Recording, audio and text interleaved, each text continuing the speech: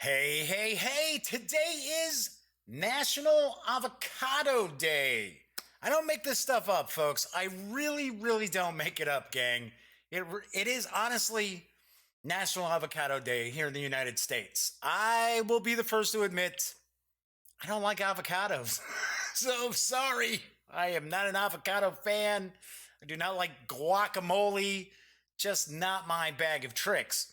Then again, you might be out there thinking, what's wrong with you, Jeff? I love avocado. It's the best. It's great. Okay, I'll take your word for it. I don't know what your taste buds are like, but there is something that I do know, and that is the Daily Dope is in the air.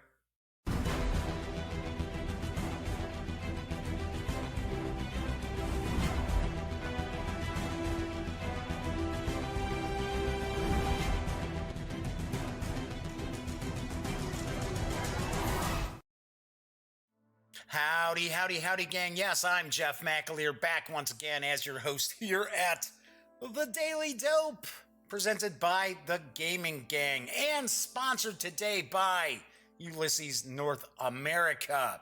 So, welcome aboard. It is Tuesday, July 31st. It's our last day of July and the last day that I'll be hanging around the house before I leave for Gen Con. Yep, I'm actually going to leave tomorrow morning to head to Indianapolis. So thankfully, it's only about a 2.5 hour drive or so. So that's going to be pretty cool. Pretty quick shoot down to, I should say, shot down to Indy from the Chicago area. So pretty cool.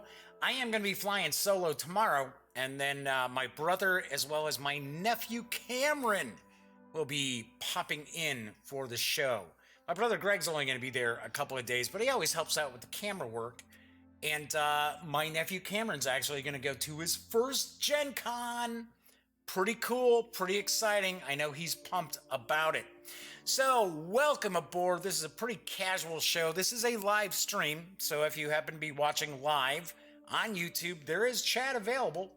So, I am going to be taking a look at Warsaw, City of Ruins. I'm going to show you how to play the game as well as review it in just a few moments. And if you want to say hello, or you have a question about the game, or you want to see something a little closer up about Warsaw, feel free, chime in. Chat is not on screen. It's a way that I kind of keep some of the stranger commenters at bay. So feel free, say hello, and I will respond. And I see Ken Savara is asking me to telling me to have fun at Gen Con. Thank you. I'm going to have a blast. Gen Con's my favorite convention, and I go to a few. I get invited to a ton. Just can't afford to hit every one. So every year I go to C2E2, I go to Origins, I go to Gen Con, I go to San Diego Comic Con, and I have a blast at all of them, but there's just something about Gen Con, it's special to me.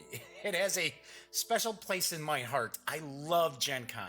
And I think part of it is because there's such a really great feeling of goodwill between all of the attendees and the exhibitors and things like that. It's not as crazy and hectic as San Diego Comic Con, and you're not packed in like sardines. It is crowded, but it's not 200,000 people out in the gas lamp district at night crowded. But love Gen Con. So Ken, thank you for wishing me well at Gen Con. Do want to point out, if you are going to attend Gen Con and you see me floating around, say hi, say howdy to me. Just not when I'm doing an interview. Somebody did that to me one year, and I was like, you do see I'm here talking, but you'll see me floating around, so feel free, say howdy to myself or Greg or Cameron. If you follow the Twitter feed, you've seen enough pictures of them over the years too. So anyway, as I mentioned, I am doing something a little different today because I am kind of pressed for time as far as getting everything ready to get out of here in the morning. I haven't even started packing. But I did float out a poll the other day, and I didn't get a ton of people responding to it. But I was kind of asking, did people want to still see the Gaming Gang in the format where it's news and then an unboxing or review or what have you? Or if they just wanted news or if they just wanted the unboxing or reviews as the video. And the majority of people actually said, no, keep it the way it is. But what I'm going to do today, I'm not really going to do any news pieces. There are only a few items that popped up, and some of them I had already covered previously. It was just pointing out that they will be available at Gen Con, the various titles. So today I am going to focus specifically on Warsaw, City of Ruins, and take some time, kind of show you how to play, give you my thoughts and my review on the game as well. But before I do that, I do have a sponsor today. Hey! Yes, the fine folks over at Ulisses North America. And it was funny, I was talking about them yesterday because they had sponsored the Daily Dope for yesterday's show as well. And dummy me said, oh yeah, be sure to go to their website, Ulysses-USA. It's like, no, that's not their website. It's ulysses-us.com. Anyway, one of the big releases that's coming out at Gen Con this week is Warhammer 40k Wrath and Glory, the role-playing game. I am excited to get my hands on it. I'll be the first to admit I have not always been very complimentary to Games Workshop over the years, just because of their business model, not because of the stuff they release, because their stuff is cool, don't get me wrong. But Ulisses North America, I really have enjoyed the books that they've done for The Dark Guide, Toward Eternity, and I am going to get my first up-close look at Warhammer 40k Wrath and Glory. I did interview some of the folks behind the game at Origins Game Fair. I am also going to do some interviews at Gen Con as well, and I do believe the fine folks over at Ulysses are going to have a copy of Wrath and Glory for me. Yes. Anyway, there are a few ways that you can actually jump on board Wrath and Glory. So there's the core book, which I believe clocks in, I think it's like 352 pages. This is off the top of my head.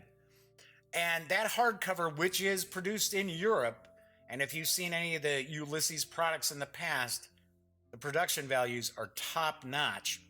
You have the availability to pick up the core book. It's carrying an MSRP of $59.99. There's also a starter set to kind of dip your toes into Wrath and Glory. That also includes some additional components as well in a starter box. That is available. It's going to carry an MSRP of $49.99. I'm going to take a wild stab that Wrath and Glory should be available in PDF on DriveThruRPG probably later on this week. That is, once again, I'm just pulling that out of a hat. I don't know for sure. But usually Ulysses North America is certainly pretty good about getting their PDFs out there, because I love PDFs. I mean, honestly, there's nothing like having an actual physical book in your hands. But when you're running a system that's got a bunch of books, it's a lot easier to have them all in PDF. So as I was saying, Ulysses is pretty good at getting those PDFs out there rather quickly. All right, so as I mentioned, be sure to check out ulysses-us.com for all the info about the various different Wrath and Glory releases, as well as The Dark Guide, Toward Eternity, and the upcoming Fading Suns. Okay, so got that out of the way. I'm going to take a look at Warsaw, City of Ruins. It was originally released as Capital from, I believe it was Granna Games, and I think I'm pronouncing Granna Games correctly. I don't think it's Granna Games. But this new North American edition is from Granna and North Star Games. It's, I'm going to mess up these names, I know it. But it is designed by Filip Malunski, with artwork provided by Titus Zarowski and Gregors Molas. Sorry, folks, I know I got those names wrong. But, you know, I treat English as if it's a second language anyway. The game is for 2 to 4 players, ages 10 and up, plays in around 45 to 60 minutes. Personally, we found it was running actually faster than that, which is unusual. Usually playtime is much longer than what's stated. It is actually not available yet. Warsaw City of Ruins is hitting stores tomorrow, which is August 1st, and it should be available at Gen Con this week. And it does carry an MSRP of $49.99. As I mentioned before, this game was originally released. It was called Capital, but now it is called Warsaw City of Ruins, and I'll tell you why in just a sec. So let's switch on over to the other camera here, because I've got the game kind of set up and kind of got things kind of moved around here so that we can pretty much see everything. So, Warsaw City of Ruins, and from here on out, I'm just going to call it Warsaw, is a tile drafting, tile laying game where each of the players is tasked with building a district of the city of Warsaw. And the game plays through 6 epochs. So, at the end of the 6 epochs, you're going to see who's got the highest score, and whoever got the most victory points will be the winner. So it's very, very easy to get into this game. First off, what I'm going to do is I'm going to kind of show off the board a little bit. So around the edge of the board is your victory point track. Victory points go from 0 to 49. I did find playing in a 2-player game, we did find, actually we did a 4-player game too, and we ended up with more victory points. So we just kind of went back around the track, knowing that we were adding 50 to the total of the victory points. So you've got that. Then you've got these tiles for the city, and each of the epochs has 16 tiles. So in, say, a 2-player game, you're going to only be utilizing 8 tiles. In a 3-player game, you'll utilize 12 tiles. And of course, in a 4-player game, you're going to utilize all 16 of these tiles.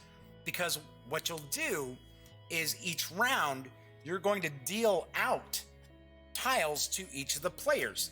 So until each player has 4 tiles. So I've got this kind of set up as a 2-player game, but everything plays the same as 2-player, 3-player, 4-player. The only change you see really is a little bit as far as the gameplay time.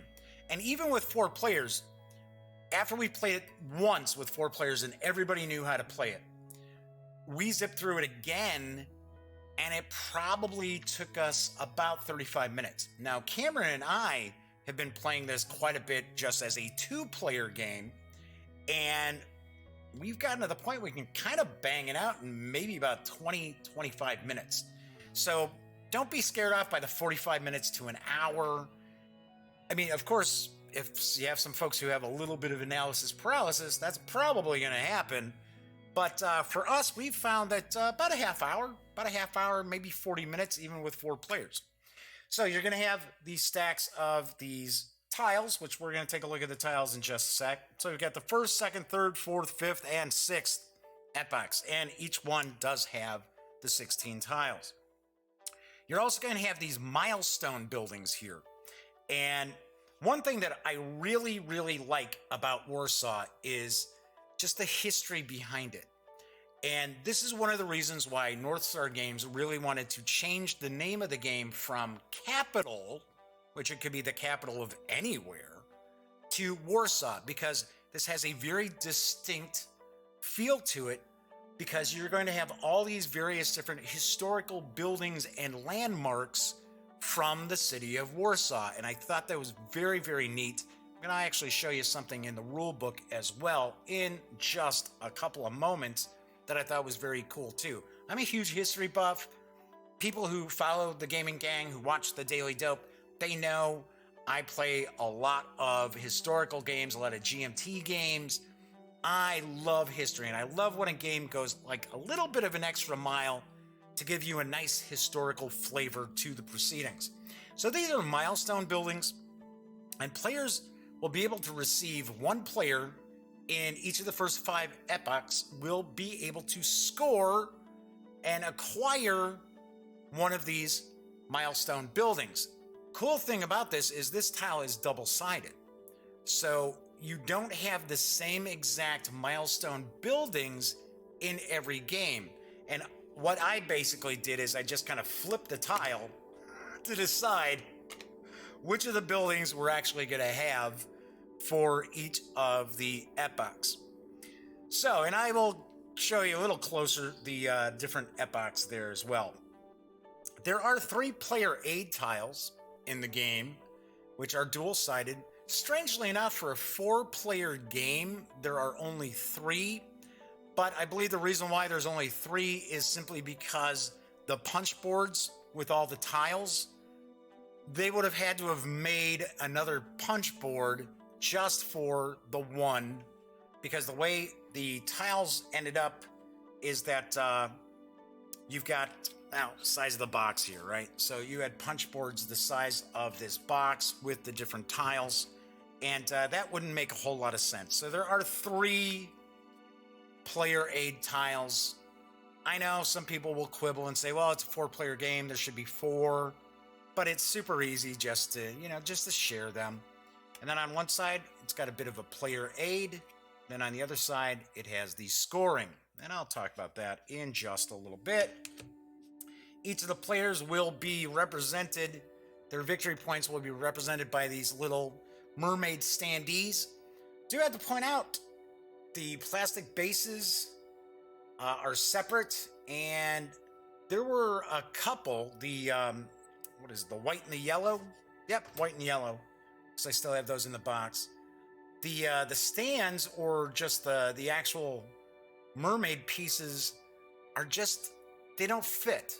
They pop off really easily. See, this one actually fits in a little bit.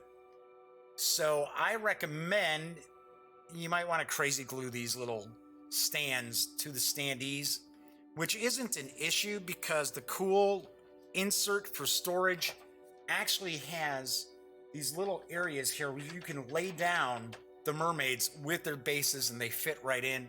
And then kind of cool, there's actually this little plastic piece there to prevent those from flopping around the box. So did actually dig the storage solution, the insert that's inside there as well. We also have coins. We have different cardboard coins, and we've got denominations of 1, 3, 5, and 10. Then each of the players is going to start off with a starting tile. And the starting tile is going to show you, normally when you see a tile and it's got this in the upper left corner, that's the cost of building that tile. You can overbuild. You can build tiles on top of tiles you've already laid, and it's showing a value of 1 because there's a bit of a difference when you're building something on top of a tile, when you're replacing an established tile with a new tile. So you're not really paying 1 coin to build this to start off with. And of course, in the upper right corner, there's an S indicating that, yes, this is a starting tile. So there are 4 of them, and they are all identical.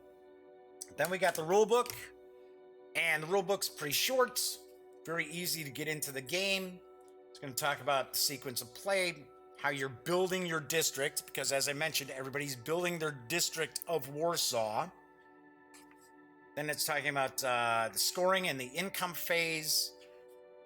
And so effectively, your actual rules for the game are this page, that page, this one, and part of this page here. So not a lot of rules for you to have to sit down and wrap your head around.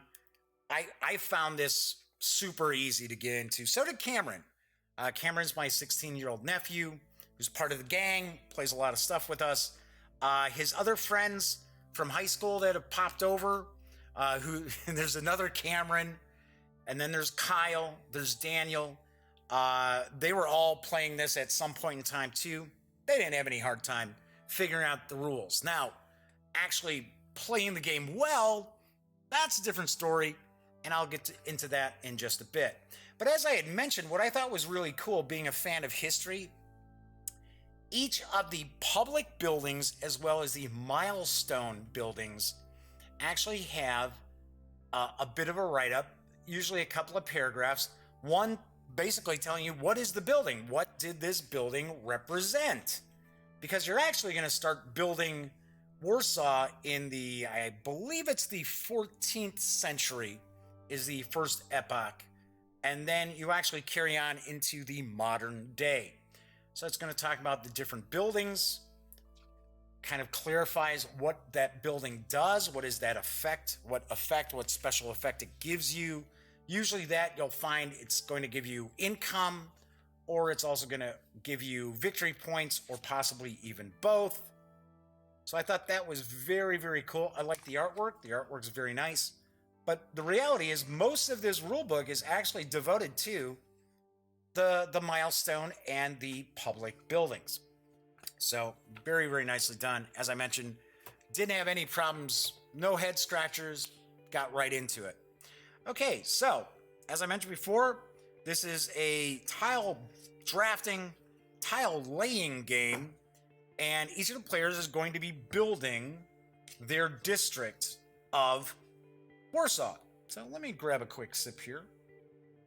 I'm wearing my Nat Geo Mars t-shirt from the Mars party at San Diego Comic-Con. I usually don't wear t-shirts during the show, but strangely enough, today's kind of cool, but it's super humid in the Chicago area. I don't know what the deal is today. So I don't want to be all sweaty. Sitting down here, but like, okay, so to kind of give you an idea, let's look at these tiles. So each tile is going to have different areas. So a lot of times it's going to be 4 little squares here. So these are considered areas. This is considered a tile. All of the tiles that you're putting together is your district. So it's important to understand that. So these are areas. These are tiles, and then everything together represents a district. So to begin the game, let's say I'm playing a 2-player game, and I would deal out 4 tiles to each player. So let's take a look at these tiles. Red tiles, red areas. So this is an entire tile, which is a residential area. This is an entire tile. So red is residential. Yellow is commercial. So this is a commercial area. Once again, another commercial area. Okay, so with purple, purple is a cultural area. And it's important to note, we see this little shield here. This designates that this is going to be worth a victory point during the scoring phase of each epoch. And we see in the corner, it tells us that it would cost 3 coins to build this. Just like this commercial area would cost 1 coin. We've got a duplicate, same one, same commercial area, and then we've got this residential area, and that is 2 points to build that. Let's take a look at this stack over here. Okay, so we got another commercial. This is a park. Parks are very important because part of the game, part of the strategy when you're playing Warsaw City of Ruins is that you want to have your district to be a beautiful district. So you actually score points for each residential area that is adjacent to a park. But you only get to score 1 park unless you have a special building that allows you to do 2. And as I kind of lay some tiles down here to kind of give you an idea, I will kind of explain that as well. So that is that, and then this is a public building. You know what? I'm going to pop on the old reading specs. It's going to be a little tough for me to kind of make this out when I'm holding it up.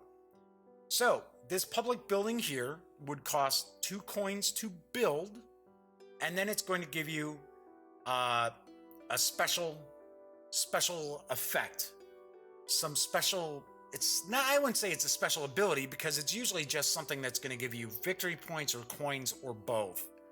So here, this is saying that you're going to be able to score double points for one of your commercial districts. So what happens here is we got 4 here, we got 4 here. pop this one back in. And there are all different public buildings. So one thing that I like about the game with 2 or 3 players is that there are 16 tiles for each of the epochs. So when you have 2 or 3 players, there are going to be some of these tiles that will not come into play. And I kind of think that's cool. I think it changes up the game pretty nicely. With 4 players, you're going to use all the tiles. Now, that doesn't mean everybody's going to build every single tile, but you know, nothing's getting left out. I kind of like the uncertainty of what you're going to do as far as your strategy when you don't have all the tiles from each of the epochs in play. So let's say, for an example, I'm sitting here and it's going to be my first turn. Now let's say 3, 4. Oh, I got the starters in here. That's what the problem was. I'm like, why do I have all these tiles? These are the starters. Okay, we'll get the starters out of the way. Okay, so let's say, okay, this is mine. I'm going to just push this up a little bit, give me a little more space too. So this is my starter. So you're going to get to, your district is going to be 3 by 4. So you can do it 3 this way and 4 down. So you have 3 horizontally and 4 vertically, or vice versa, where you do 4 vertically, 3 horizontally. And you need to make sure when you're buying one of your tiles and you're laying it down, you have to make sure that it is, give an example, it goes together like that. So you piece it together like that, not like this, not like this. You have to have one side of a tile completely attached, completely touching the other tile. Now, you can rotate these however you want. When you first build them, you may not change the rotation once it's been built. And then I will show you kind of why that takes place. So to begin the game, each of the players is going to have 6 coins. So you've already been dealt your 4 tiles. You're going to decide, okay, so am I going to build or am I going to discard? That's the 2 choices you have with the tiles you have in your hand. Am I going to build one of these tiles or am I going to discard one of these tiles? Discarding one of the tiles will gain you 3 coins. So of course, during the game, you're going to be forced to have to discard tiles. You're not going to be able to build everything simply because you're never going to have enough money. Okay, maybe I don't want to say never, but I highly doubt it. I never saw it in all the games that we've played. And we've played this about, I want to say we've played it 6 times. Yeah, 6 times. So this has gotten to the table quite a bit because we like it. It's a cool game. So anyway, so you're going to have your choice of tiles. So one good way to score victory points is through these commercial districts. Because you'll score victory points for every residential area which is adjacent to a commercial district. So as an example, if I had this set up like so, as I'm building, this would actually score me 2 victory points because this is one residential area, this is another residential area. Now, if I were to build it like so, this becomes one residential area because there's nothing separating the housing.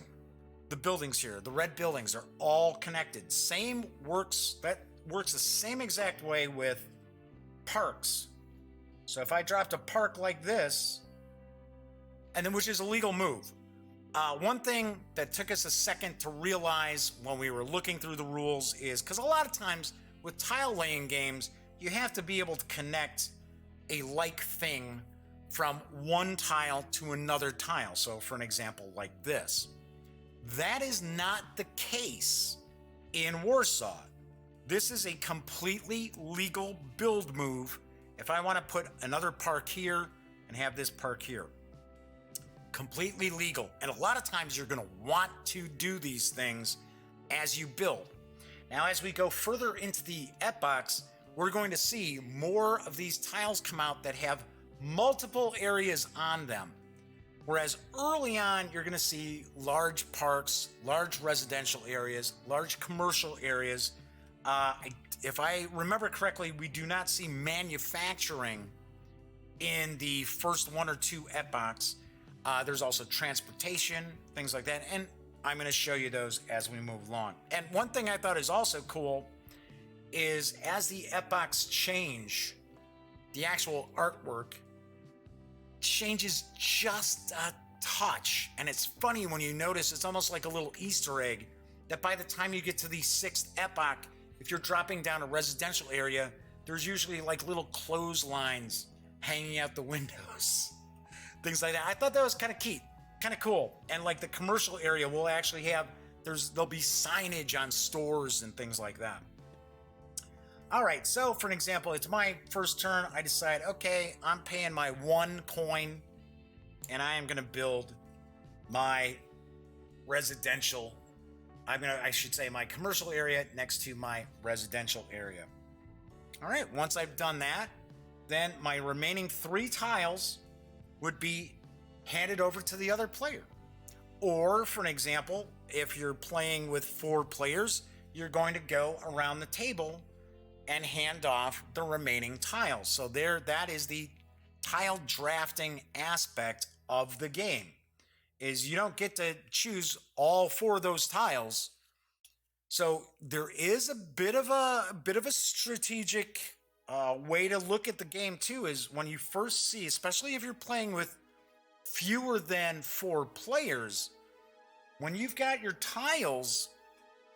So for an example, when we were playing a 2-player game and I built something, there were times I was looking at, okay, so what does the other player have cash-wise? Because these costs of these tiles are going to go up as the epochs move along. So I would be, oh, well, you know what? I could build this now. I know I'm going to get these back. I know we can't build this other tile that I really want. So maybe on the next turn, I'm going to discard to get more coins. There's a lot of strategic depth to this game that is not apparent kind of to the naked eye. All right, so say I've done that. I've traded those in, and then, let's just grab 3 out of here just for the heck of it. So let's say the other player has now handed me these 3 tiles. So I've got 5 coins left. So I've got an area which is commercial as well as cultural, which will score me 1 victory point during every epoch. And I've got just a residential area, and then I've got just a cultural area. So I might say, yeah, you know what? I'm going to spend my 4 coins, which is now going to leave me 1, and I am going to build this, and I'm going to lay it like this. And the reason I would do something like that would be, remember, you get a victory point during the scoring phase, the income and scoring phase, and what you do is you'll actually get 1 victory point for every residential area adjacent to a commercial area. So this would actually score me 2 victory points because this commercial area is adjacent to this. This residential is adjacent to this commercial. It's also adjacent to this. So what I would do as I'm playing, as I'm building out my district, I would want to make sure that I don't actually put another commercial area here. Let's see, there we go.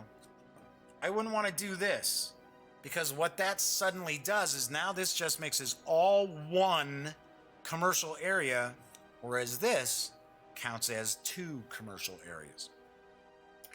All right, so that would be the second turn. Then I say I hand it back in.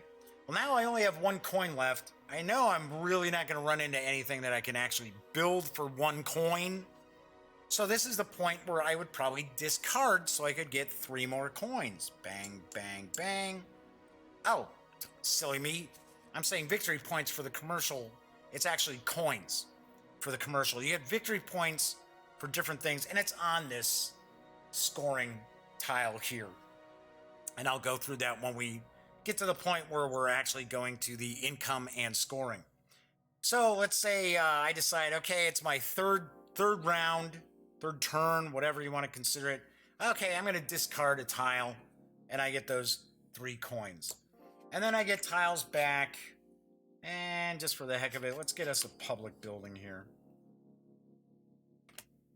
So I go, oh, hey, I get the arsenal, which I can build for 3, and that special ability this has is, because in the 3rd and 4th epoch, that represents World War I and World War II, you actually have to destroy tiles from your district. After the 3rd epoch, you destroy 1. After the 4th, you're going to destroy 2. And then the arsenal here will allow you to ignore that. You would lose 1 fewer, so you'd lose none during World War I and only 1 for World War II. I don't know. Personally, I've never gotten the arsenal because I don't mind so much losing a district, because usually I'll get, or 2, because I'll usually get the ones that were built early on. Okay, so let's say for an example, instead I got, let's say I got the forest. Or I built this. Let's say I built that. So after the first round, after the first epoch, and then of course anything left over, if you're playing with less than 4 players, those tiles are all discarded. So you can have games where you wouldn't have some of these public buildings come out. Like I said, I kind of like playing with fewer than 4 people because it gives a little more variation to what tiles are available during the game. So once you get to the scoring and income, first thing you're going to do in the first 5 epochs is you're going to look at these milestone buildings. So we have the Saxon Palace, and it's going to tell you who's the person who's going to win this. So that little icon here, the little transparent, means that's just areas. So the person with the fewest areas is going to get this milestone building. So for an example, I have 1, 2, 3, 4, 5, 6. That is a lot of areas to have already in just after the first round. So no doubt my opponent would actually get this milestone tile, and they would just simply lay it like a building. They get it. It's a free area. It's a free tile that they get. Now, of course, it does count toward the 3x4 or 4x3 limit.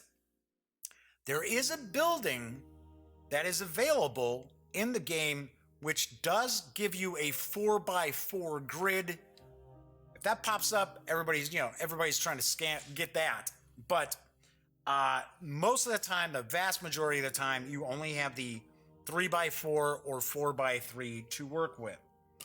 So once you're finished with the epoch and you've done the milestone building, now you move on to the scoring.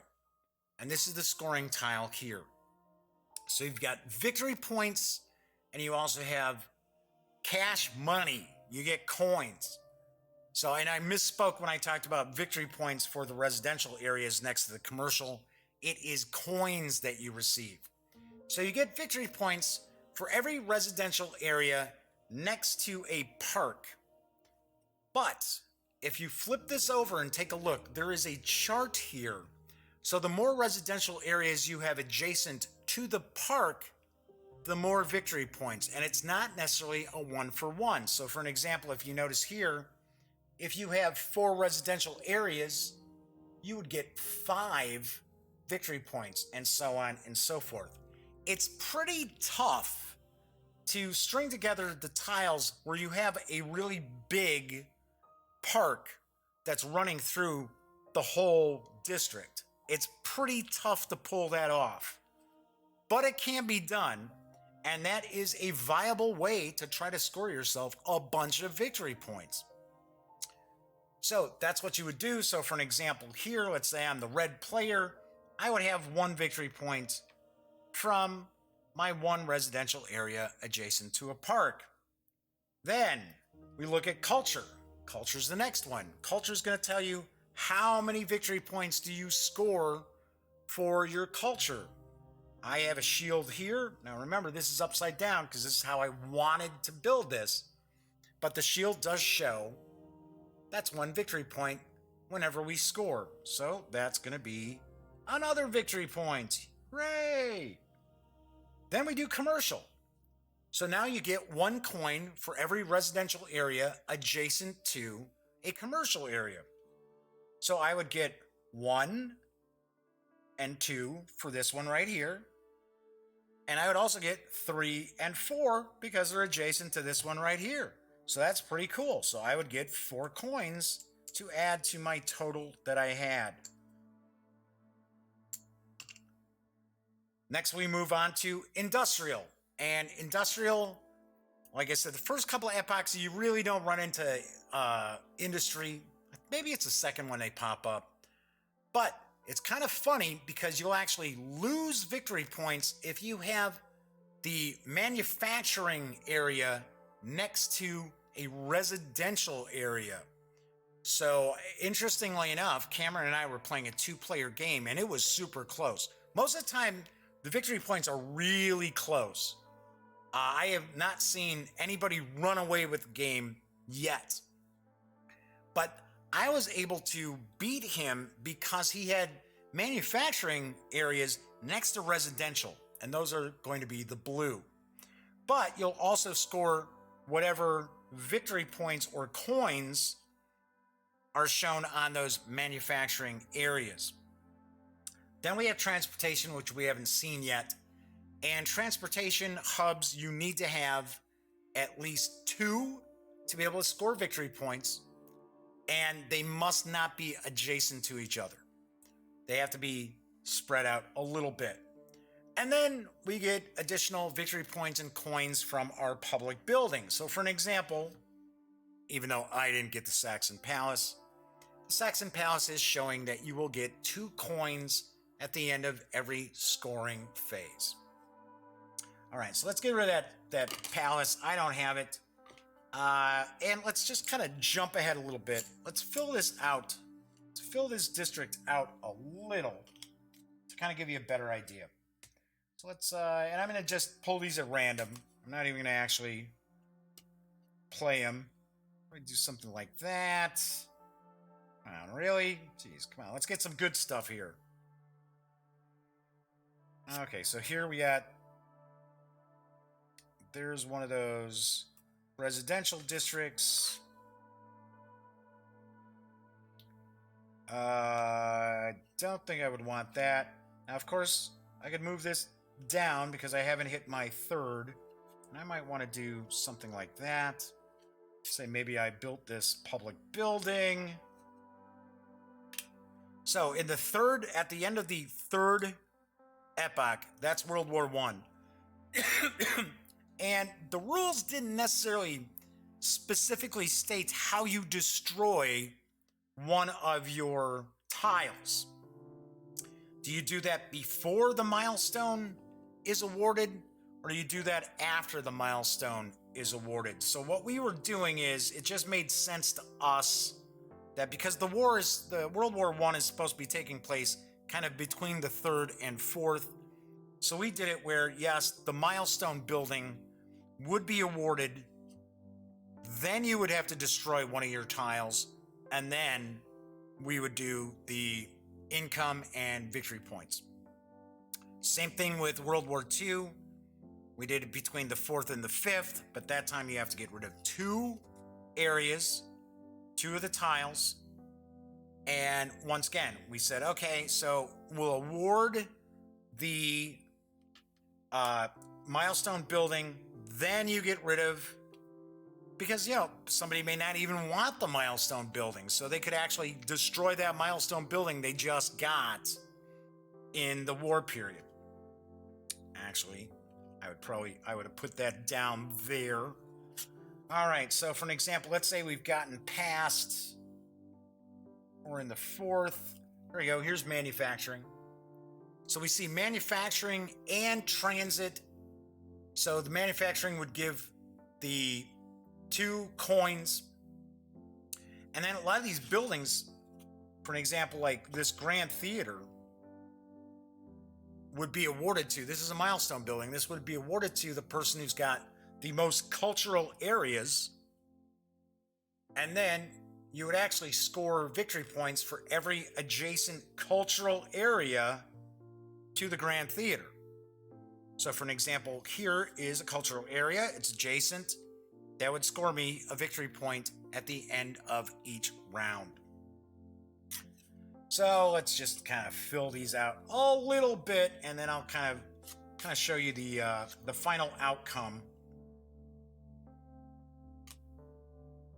See here, this is what I'm talking about, where I get a kick out of as the epochs move along. Now suddenly you're going to see cars in the parking lot for the commercial areas. You're going to see some really, really impressive public buildings that you can get.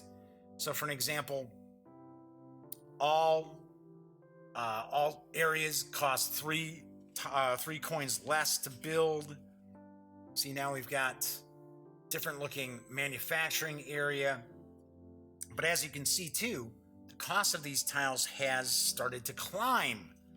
There's some tiles as much as 12 coins to build, but they're worth a lot. They're usually worth a lot of coins in return, or they're worth a lot of victory points.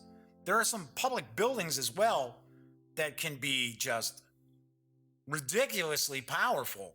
There's one public building that right here, the Europa Market, which essentially you're only really going to get this twice, because you're going to get it after the 5th epoch and at the final epoch after the 6th.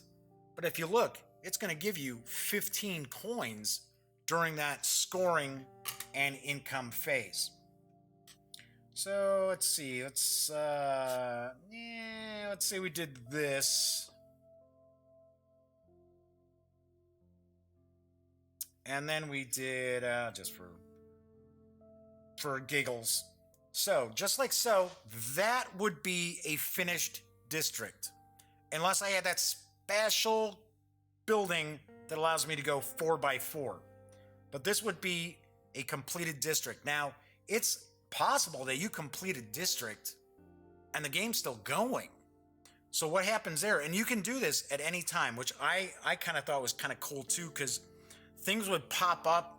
Like I might get a building that gave me a special thing. Like for an example, I had a building that gave me more victory points for areas that are overbuilt, which basically means, so for an example, I could overbuild here. So I'm replacing a tile with a new tile. And the thing that overbuilding does is you'll actually subtract the cost to build that original tile from the new tile. So as an example, right here, it's 1.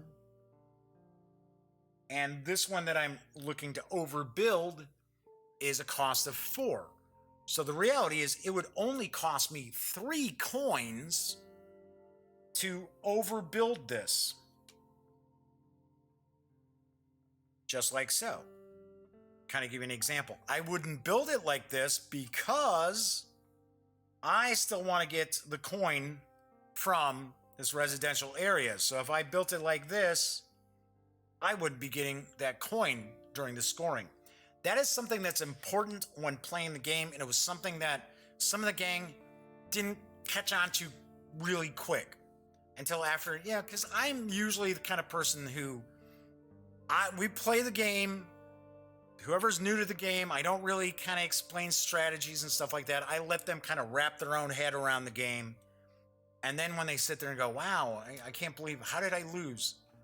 For an example, a famous example of this is when a bunch of the guys were first playing Clank, a deck building adventure. And one of Cameron's buddies, Hunter, thought, oh yeah, I've got this master plan to get into the dungeon, get out, I'm going to be the first out, I'm going to win. Well, he was the first out, but he also came in last place. And then after he played, I said, okay, well, this is how I kind of see what happened and what went wrong. He's like, oh, yeah. So the first time, a lot of the gang, even myself too, I'm not letting myself off the hook. I didn't necessarily realize how important it was that you face your tiles in specific ways when you're building your district. And it's like, oh, damn. And of course, once you lay it down, once you build it, you can't rotate it again. You can rotate it however you want before you build it. Just once it's been built, you're stuck. That is how it's going to be. So this is what would be considered as an overbuilt tile. Like I said, there's one of the buildings, or one of the public buildings that actually gives you an additional victory point for every overbuilt tile. So what I started to do is I just started to overbuild tiles. So by the end of the game, I had 4 overbuilt tiles. That was an extra 4 victory points, which actually got me the win. I was like, wow. So pretty cool. So a lot of these different buildings are going to have different effects. Give you an example here. Like this is start in getting more expensive tiles. This has the park. It's got a manufacturing area that's going to give you 2 coins. You also get a cultural area with 2 coins. We've got the Warsaw School of Economics. So this gives you, for every public building, this represents a public building, this icon right here. When you see a slash, kind of zooming way in here, but if you see a slash where you see the coin and then the victory point indicator, it's an either or. It's your choice of either a coin or victory point. But so for an example here, we've got 2 cultural areas. That's 3 victory points every time you go to a scoring. So it's very important to keep your eyes out on the various different tiles that are coming into your possession that you can lay out. And it's not uncommon to be sitting there and find, wow, I'd really like to build this tile, and I just don't have enough coins. So one of the little strategies you can utilize too is because you can kind of get an idea what sort of direction the other players are going as far as building their districts. Some people may be trying to focus on getting those victory points from having residential areas next to a big park. Somebody might be going for doing a lot of manufacturing because at the end of the game, you cash in coins for victory points. 5 coins equals 1 victory point. And I have seen that be the difference between winning and losing a game too.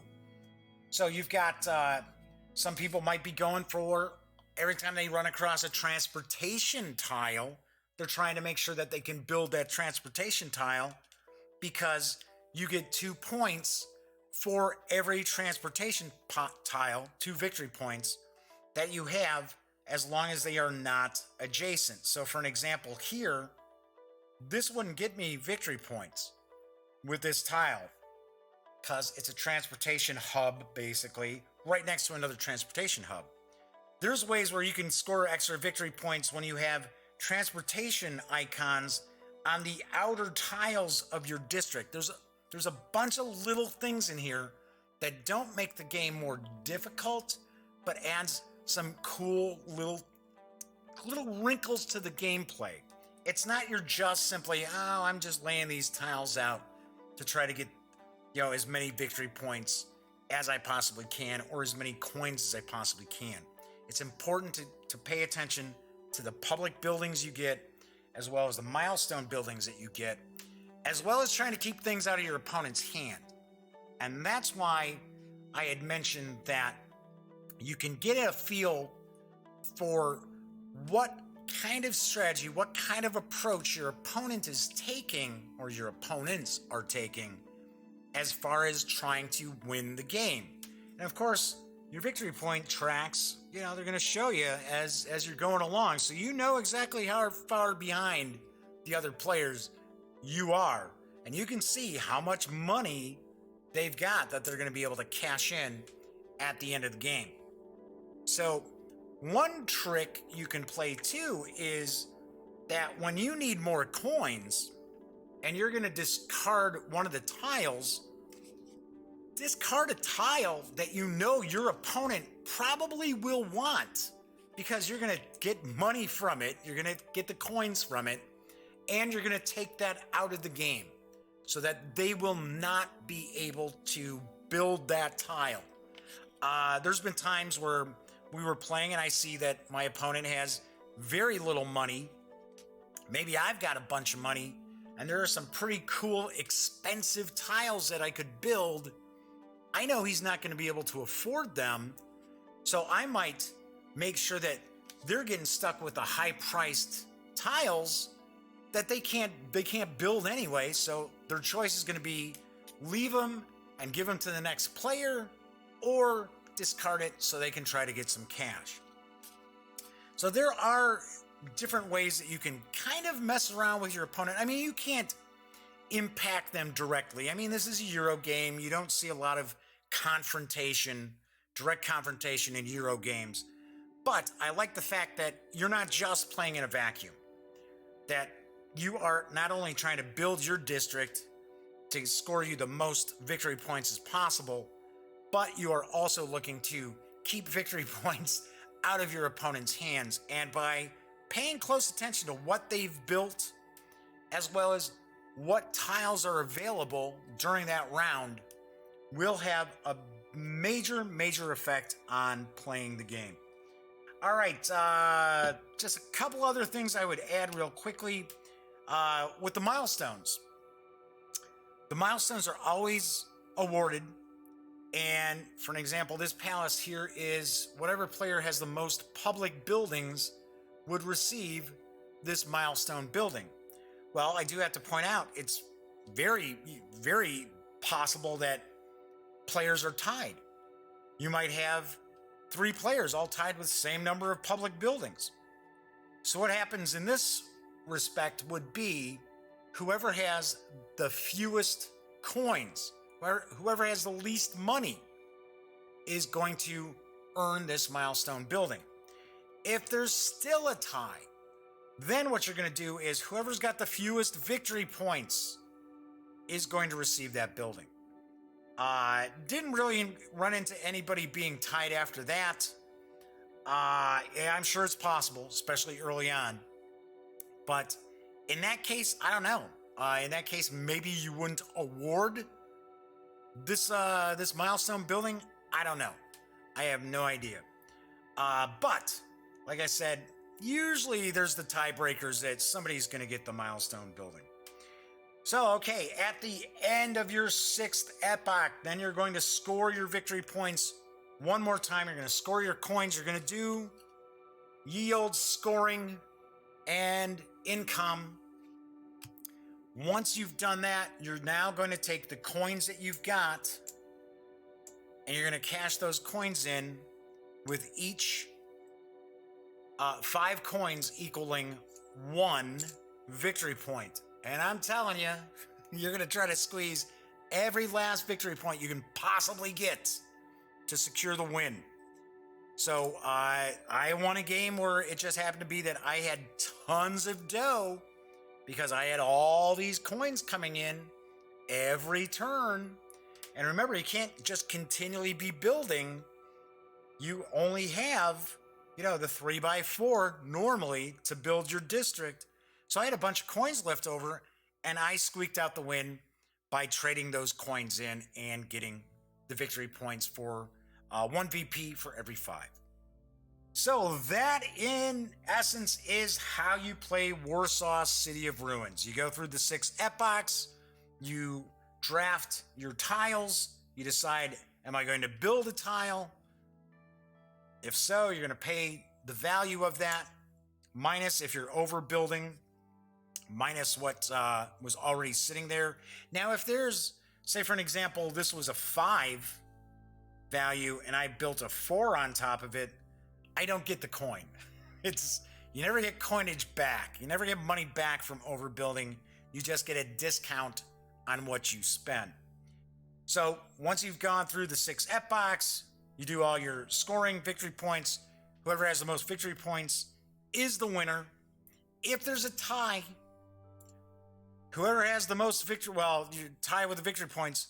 You'll have, if they have leftover coins, right? Because for every 5, you get a victory point.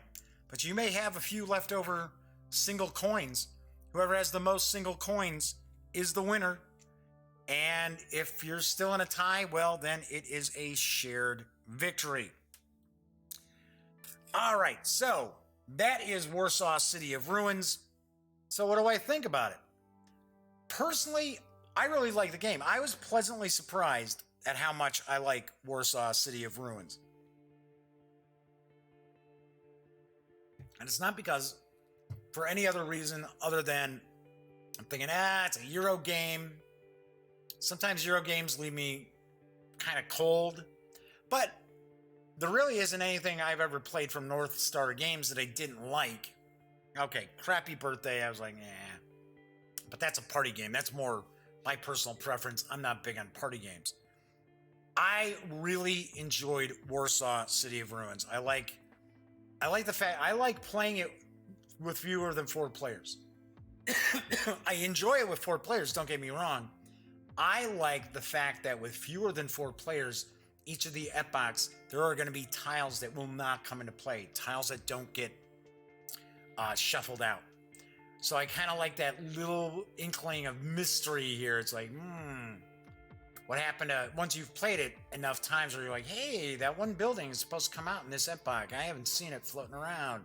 Guess nobody got it, So I dig that. I like the fact that what strikes you as being really basic, just dropping the tiles down so that you're lining things up so you're going to get coins and victory points, can be kind of tricky. That you actually have to spend a little bit of time and say, oh, okay. For an example, like I was showing the commercial districts in the residential areas. If you're not paying attention and you just build onto that residential area with another residential tile, it's still just one residential area. Whereas if you lay it out differently, you can have more areas. Normally, having more areas, more separate areas, is good for you. So I do like that. I like the component quality. I like the artwork. I love the fact that each of the buildings, each of the milestone buildings and the public buildings have a bit of historical information about them in the rule book. Each of their abilities or special effects are broken out right in the rules too. So you can take a look and it spells it right out. There's no scratching your head, well, what does this mean? Just crack open the rule book, take a look, and it'll tell you exactly what it is. So I really, really like that as well. Only couple of things, and I mean, they're just critiques. It's not necessarily, oh, wow, this ruins my enjoyment of the game. The little mermaids with the little plastic stands, not real thrilled that you got to glue those without them falling off constantly on some of them. Some folks won't like the luck. They will not dig the luck involved. I also do not always happen to be a very big card drafting, whatever drafting fan, because I find it makes things kind of difficult to come up with like a strategy. You're always kind of reacting to things as opposed to being proactive. Don't see a lot of this here with that because, while there are different kind of areas, there aren't tons and tons of areas. So it's not that impossible that where you're like, oh, well, I'm trying to, I'm going for, I want the residential areas next to parks. You're not going to find yourself getting skunked all the time with the tiles that you get unless everybody's, working against you and discarding those tiles. So, but there is some randomness, there is some luck involved as far as what tiles you get an opportunity to purchase. So I could see some folks may not care for that. I would have liked the board to have been just a little bit bigger, because especially with a 4-player game, your little mermaids all kind of really pile up there, and they're all kind of piled on top of each other. So if somebody bumps the table or something like that, all of a sudden it's like, wait a second, who had how many victory points? What's going on? But other than that, I mean, and those are really minor critiques, right? It's not as if, oh, well, ruined my enjoyment of the game. No, I liked it. I liked it a lot. And as I mentioned previously, I was pleasantly surprised because Euro games usually leave me cold, and I'm not a huge fan of like drafting stuff. So really like it. I love the fact that it's super easy to explain to other players. After the first couple of epochs, everybody pretty much has their head wrapped around how to play. Maybe not necessarily how to play well, but it is easy to jump into. And even though the game box states that it's 45 to 60 minutes, even with 4 players, I don't believe we ever hit a full hour. So very, very nice. And big thumbs up. So all in all, on a scale of 1 to 10, I give Warsaw City of Ruins from Granna Games and North Star Games an extremely solid 8.5 out of 10. It is good. I can seriously recommend it. People are going to want, people want meatier strategic games out there. Obviously, this is not going to be for them, but I thought there was just enough strategy, just enough little hidden things under the surface that I have really enjoyed playing it, and the game never seems to play exactly the same. I do dig that as well. All right, so that is it for today's show. Once again, do want to thank my sponsor, Ulisses North America, for sponsoring the Daily Dope both today and yesterday. So I will not have any shows for the rest of the week because obviously enough, I will be at Gen Con. As I mentioned, I'll be like tweeting stuff, and if you're at Gen Con, you see me floating around, feel free, say hello. Be nice though, please.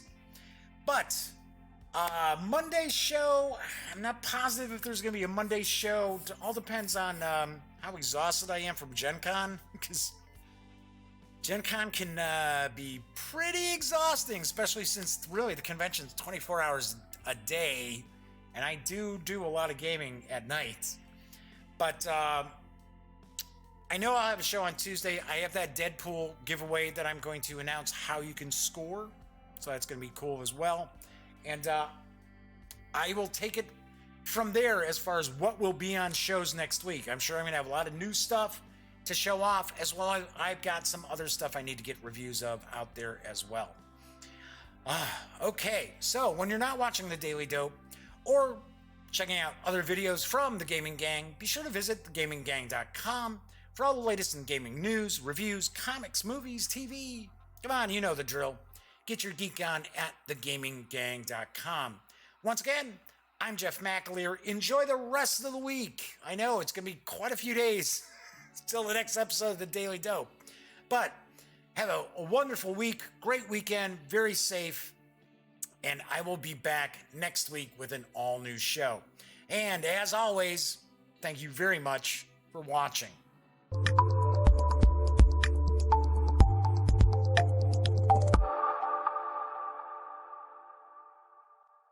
Thanks again for watching The Daily Dope, presented by The Gaming Gang. If you like this episode, be sure to give it a quick thumbs up. And if you dig the channel, please subscribe. If you'd like to check out our previous episode, click right here. And if you want to check out a somewhat randomly selected episode, give a click right down here. It'll be like opening a box of Cracker Jacks. You just don't know what you'll get. Once again, thanks for watching, and I'm Jeff McAleer.